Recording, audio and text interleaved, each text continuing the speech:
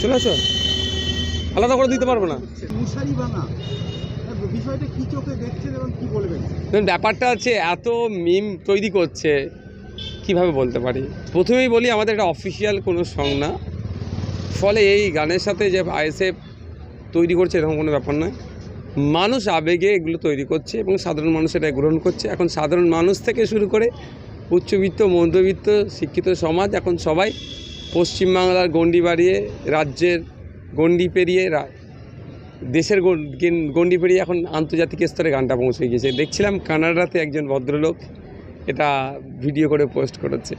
ব্যাপারটা হচ্ছে আমি সরকার সাহেবকে শুধু মাস্টার ভাবি না, উনি একজন একটা মমতা ব্যানার্জি ঘোষিত একজন, তিনি criminal, national human rights commission ঘোষিত তিনি একজন ক্রিমিনাল, মমতা ব্যানার্জি ঘোষিত একজন বোমা দেয়।